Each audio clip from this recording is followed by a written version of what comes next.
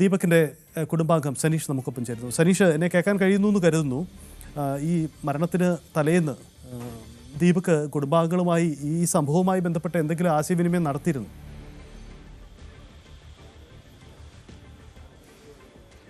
അല്ല, എന്നെ വിളിച്ചിരുന്നു. അവൻ ഒരു കാര്യം സംസാരിക്കാണ്ടെന്ന് പറഞ്ഞിട്ടുള്ളൂ. അവൻ ശനിയാഴ്ച രാവിലെ എന്നെ വിളിച്ചതാ. ഓക്കെ, അല്ല, അത് മാത്രമേ പറഞ്ഞുള്ളൂ. അല്ലാതെ ഈ സംഭവം, ഈ വീഡിയോ പുറത്ത് വായുന്നതിന് ശേഷം അത് വളരെ ബുദ്ധിമുട്ടുണ്ടാക്കി, അത് നിങ്ങൾ കുടുംബത്തിനിടയിലോ അങ്ങനെ വല്ല ചർച്ചയൊക്കെ നടന്നിട്ടുണ്ടായിരുന്നു? ഇല്ല, വീഡിയോൻ്റെ കാര്യങ്ങളൊന്നും പറഞ്ഞില്ല. ശരിക്കും ഇല്ല, ചർച്ച ഓൻ അധികം മനസ്സിൽ കൊണ്ടു നടക്കുന്ന ഒരാളാണ്. ഓൻ ആരോടും അങ്ങനെ പുറത്തേക്ക് വിടൂല. ഞാൻ പറയുകയാണെങ്കിൽ തന്നെ അമ്മനോടേ പറയുള്ളൂ. അമ്മൻ്റെ സാഹചര്യം, ഇപ്പോഴത്തെ സാഹചര്യത്തിൽ അമ്മനോടൊന്നും ചോദിക്കാൻ പറ്റുന്ന അവസ്ഥയല്ല. ഇപ്പം ഞങ്ങൾ ഡോക്ടറെ വിളിച്ചിട്ട് ഇപ്പം ഗ്ലൂക്കോസോ കാര്യങ്ങളോ ഇന്നലെ തീരെ ഉറങ്ങിയിട്ടൊന്നുമില്ല. മോനെ തന്നെ വിളിച്ച് ഇങ്ങനെ കരയുന്നതാണ്. അപ്പോൾ അങ്ങനത്തെ ഒരു സാഹചര്യത്തിൽ അപ്പം നിൽക്കണത്. അപ്പം അതുകൊണ്ട് അവൻ്റെ അടുത്തേക്ക് വരാമെന്ന് പറഞ്ഞതാണ്. ഇനി ദീപക് എവിടെയാണ് അവരെ കേൾക്കണത് എങ്ങനെയാണ്?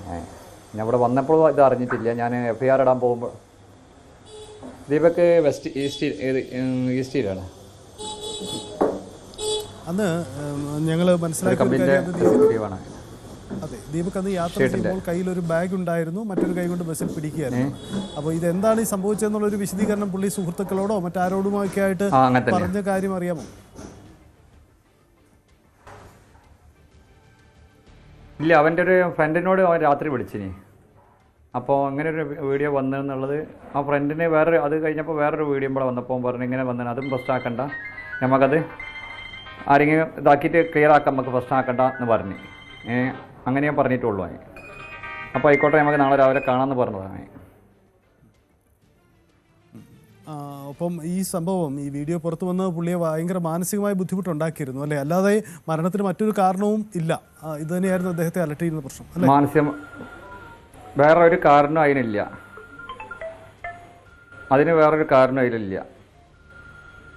കാരണമില്ലാത്ത കാരണം എന്താ വെച്ചിട്ടുണ്ടെങ്കിൽ അവന് എന്തുണ്ടെങ്കിലും ഒന്നെങ്കിൽ ഇളവനോട് എന്നോട് അധികം മുഖഭാഗം എന്നോട് പറയും. പക്ഷെ അന്ന് വരാതെ നിന്നത് എന്താണെന്ന് എനിക്കറിയില്ല. പക്ഷെ അവൻ വരാതെ എന്നോട് പറഞ്ഞിനി അങ്ങനെ ഒരു സംഗതി ഉണ്ടായിരുന്നു. പക്ഷെ പിറ്റേന്ന് രാവിലെ ഇതാണ് കേൾക്കണത്. ആകെ അച്ഛനും അമ്മക്കും ആകെ ഒരു മോനാണുള്ളത്. അവൻ്റെ ഒരു സഹായത്തിന് വരുമാനത്തിൻ്റെ മുകളിലാണ് കുടുംബം കഴിയണത്. അവനെ എല്ലാവരും ഇത് അറിയുമ്പോൾ അവൻ്റെ ഷെയ്മഡായി എന്നുള്ളൊരു തോന്നൽ അവൻ്റെ മനസ്സിൻ്റെ ഉള്ളിൽ കുടുങ്ങിയതാണ്. എല്ലാവരും എന്നെപ്പറ്റി എന്ത് വിചാരിക്കും എന്നുള്ളൊരു, അവൻ അങ്ങനത്തെ ഒരാളുമല്ല. ഒരാളെ അടുത്തേക്കും അങ്ങനെ ഒരു കാര്യങ്ങളോ ഒന്നും അവൻ പോവില്ല. വീട് ഇതെന്നല്ലാതെ വേറൊരു ഫ്രണ്ട്സ് എന്ന് പറഞ്ഞാൽ ഒരു 4 ഫ്രണ്ട്സ് അവനുണ്ട്. എന്തെങ്കിലും കാര്യങ്ങളുണ്ടെങ്കിൽ എന്നോട് മാത്രം വിളിച്ച് ചോദിക്കലുണ്ട്, അല്ലെങ്കിൽ എൻ്റെ അടുത്ത് വരുമോ. എൻ്റെ ഷോപ്പിൽ തന്നെയാണ് ഇനി ആദ്യമൊക്കെ കോവിഡ് കാലത്തൊക്കെ നിന്നത്. ഓന് ഞാനൊരു ഫ്രണ്ട് പോലെയാണ്. നമ്മൾ ഏട്ടനാഞ്ചിന് എന്നുള്ള കണക്കല്ല, ഒരു ഫ്രണ്ട് പോലെ തന്നെ ഞങ്ങൾ നടന്നു പോകുന്നത്.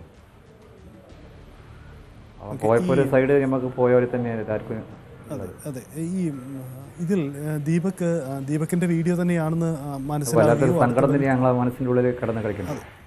അതെ, ഈ ദീപകിൻ്റെ ഈ വീഡിയോ പുറത്തു വന്നപ്പോൾ ഇത് ദീപകിൻ്റെ വീഡിയോ തന്നെയാണെന്ന് അയൽവാസികളോ അല്ലെങ്കിൽ അടുത്തുള്ള കൂട്ടുകാരോ ഒക്കെ തിരിച്ചറിയുകയും അത് ദീപക്കല്ലേ എന്ന് അങ്ങനെയുള്ള സംസാരങ്ങളൊക്കെ വല്ലതും ഉണ്ടായിട്ടുണ്ടോ? അങ്ങനെ വല്ലതും പറഞ്ഞു കേട്ടിരുന്നോ?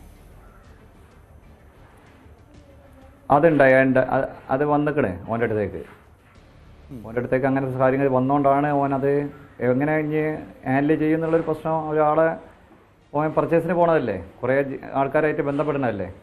അപ്പോൾ ആൾക്കാരൊക്കെ എന്നെ പറ്റി എന്ത് വിചാരിക്കുന്നുള്ളൊരു ധാരണ അവൻ്റെ മനസ്സിൻ്റെ ഉള്ളിൽ കയറിയിട്ടുണ്ടാവും.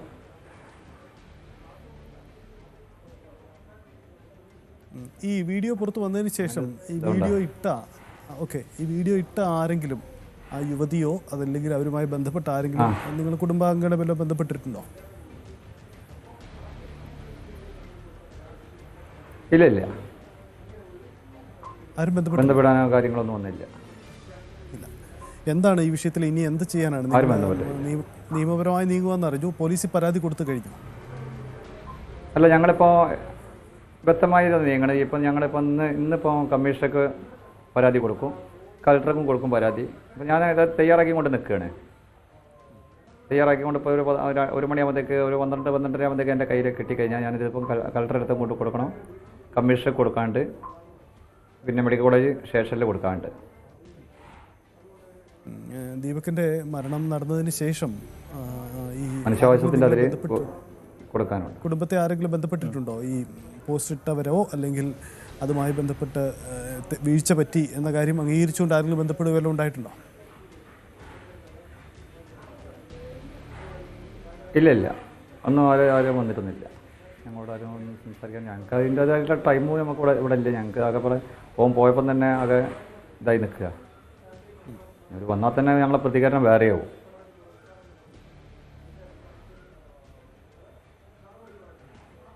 ഈ ദീപക് സോഷ്യൽ മീഡിയയിലൊക്കെ ആക്റ്റീവ് ആയിരിക്കുന്ന ആളാണോ? അദ്ദേഹത്തിന് അങ്ങനെ സോഷ്യൽ മീഡിയ അക്കൗണ്ടൊക്കെ ഉള്ള ആളല്ലേ? സോഷ്യൽ മീഡിയ ഇതൊക്കെ ഉണ്ട് അവന്. പക്ഷേ എന്താ വെച്ചാൽ ഓൻ അങ്ങനെ ഒരു ഇതിലേക്കൊന്നും ഓൻ്റെതായിട്ടുള്ള ഒരു ഇതും കാര്യങ്ങളൊന്നും ചെയ്യില്ല. ഓന് കമ്പനി ആവശ്യത്തിന് വേണ്ടിയിട്ടുള്ളത് ചെയ്യാമെന്നല്ലാതെ വേറൊരു സംഗതിക്ക് ഓൻ ഇതായിട്ടില്ല.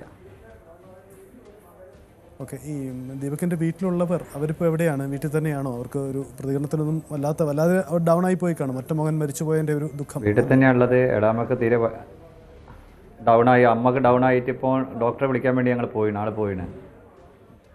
അമ്മ പ്രഷറും ഷുഗറൊക്കെ കൂടിയിട്ട് ഇന്നലെ തീരെ ഉറങ്ങിയിട്ടില്ല. ഇന്നിപ്പോൾ നേരം ഇതൊക്കെ ഞാനൊക്കെ പറഞ്ഞ് അവസാനം ചായ കുടിച്ച് ഇപ്പോൾ അവിടെ മണ്ടെന്ന് കണ്ണ് മാടിയാണ്. അപ്പോൾ ആരോട് ശല്യം ചെയ്യേണ്ടതെന്ന് പറഞ്ഞിട്ട് ഞങ്ങൾ അച്ഛനായാലും അകതായി. അച്ഛനും അമ്മക്ക് ആകെ ഒരു മോനാണുള്ളത്. ആ മോൻ നഷ്ടപ്പെട്ട് കഴിഞ്ഞാൽ പിന്നെ അവർക്ക് നിന്നിട്ട് ഒരു കാര്യമില്ലല്ലോ.